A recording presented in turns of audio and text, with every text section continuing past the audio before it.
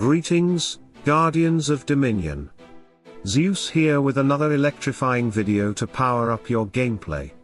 Today, we're diving into the newest addition to our strategic arsenal, the War Flag of Swift Warriors. This guide is dedicated to unraveling the secrets of this dynamic war flag, showing you how it functions in the heat of battle, the optimal patterns to unleash its full potential, and the best ways to integrate it into your team compositions. Whether you're looking to sharpen your competitive edge in the arena or bolster your defenses against formidable opponents, this video has everything you need to master the War Flag of Swift Warriors. Stay tuned, and let's explore how to turn this new War Flag into your ultimate tool for victory. The War Flag of Swift Warriors is the latest addition to the game, designed to enhance the speed of warriors on the battlefield. This flag reduces the cooldown time of skills by 5%, benefiting heroes who have the warrior role or an additional warrior role. This means that not only the heroes primarily classified under the warrior role benefit, but also those from other branches who possess an additional warrior role. Let's explore which heroes are impacted by this new war flag. In the warrior role branch, heroes like Ishmail, Qingmao, Elmir, Tristan, and Kark all experience reduced cooldowns for their skills. Moving to the tank role, Galahad benefits from the flag due to his additional warrior role. Similarly, in the marksman role, Astrid and Lucas gain from the flag because of their secondary warrior role. Finally, from the control role, Arachne also enjoys the faster skill activation provided by the War Flag of Swift Warriors due to her additional warrior role. However, there is an exception. Yasmin, a hero in the warrior role, does not benefit from the War Flag of Swift Warriors. This is because her skills do not rely on cooldowns. Her skill Assassin's Instinct is directly linked to her first skill, Dance of Death, and activates whenever the first skill is triggered. Embrace of Pain activates with each critical hit, making it independent of any time-based cooldown. Her final skill, Unknown Toxin, is a violet skill that typically lacks a cooldown period, as it is connected to the previous skill, Embrace of Pain. Therefore, the War Flag's cooldown reduction has no effect on Yasmin's performance in battle. Yesterday, we mentioned that Kayla might not benefit from the War Flag of Swift Warriors due to her skills not relying on cooldowns. Her skill Phoenix's Fury is energy-based, possessed by fire triggers when her health is above 60%, and Overheat, a violet skill, follows a sequence tied to possessed by fire. However, recent testing shows that Kayla deals slightly more damage when the War Flag is used. While the cooldown reduction doesn't directly impact most of her skill mechanics, it may improve her overall damage output by subtly enhancing skill rotations or team synergy. Interestingly, the skill Raging Sparks is the only one potentially linked with a cooldown, although this is not clearly stated in the current skill description.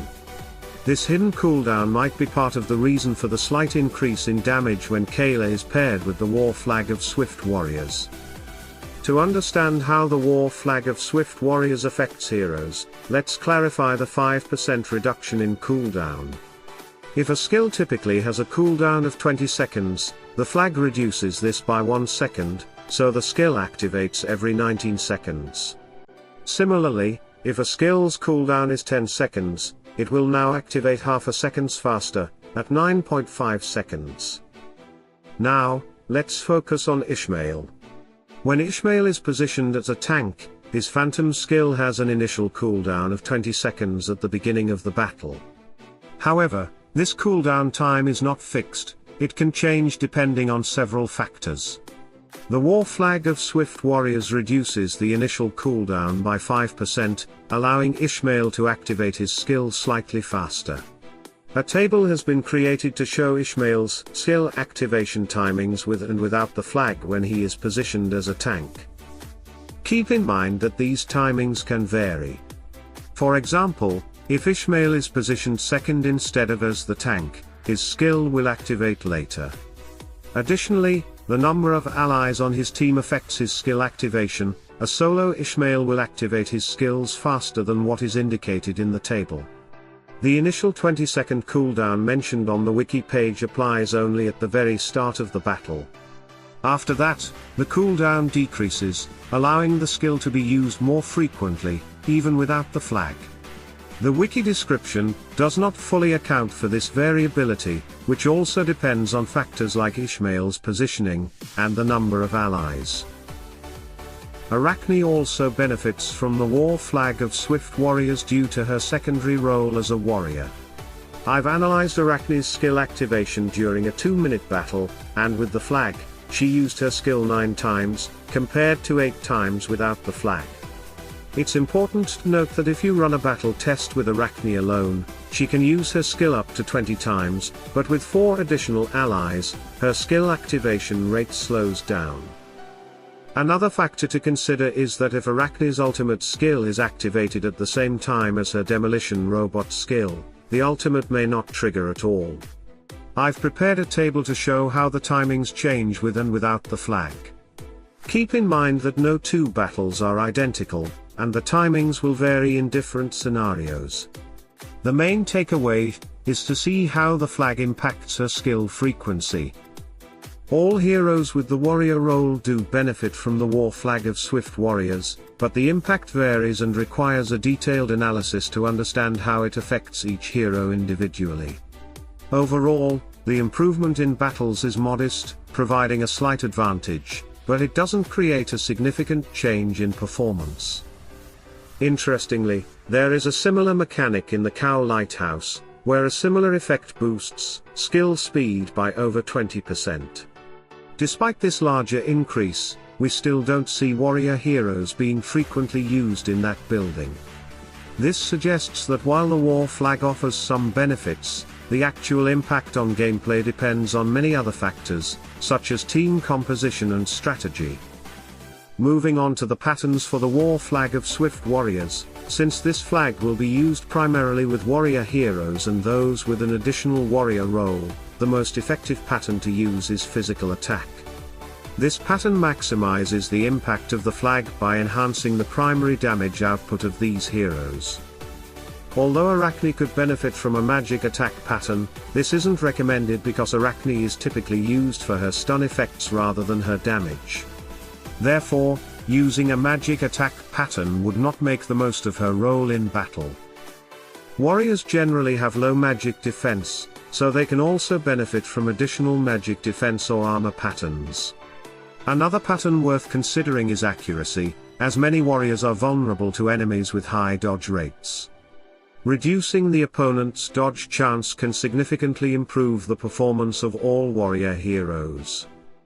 The optimal patterns for the war flag of swift warriors are physical attack, accuracy, and either magic defense or armor, depending on the specific needs of your team composition.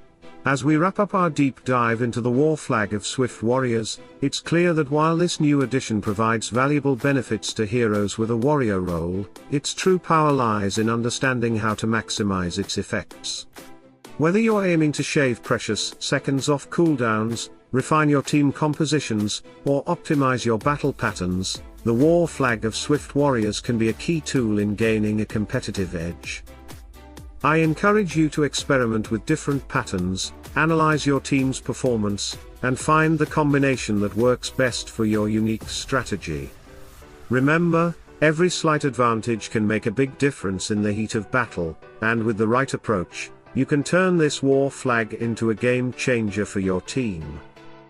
If you enjoyed this video and want more tips to elevate your gameplay, don't forget to subscribe to our YouTube channel. Hit that notification bell so you never miss an update. I'd love to hear your thoughts in the comments below, share your experiences, your strategies, and any ideas you have on how to make the most of the war flag of swift warriors. Stay motivated, keep testing, and remember, every battle is a chance to learn, grow, and become stronger. Together, we'll conquer the battlefield and lead our teams to victory. Salute and friendship.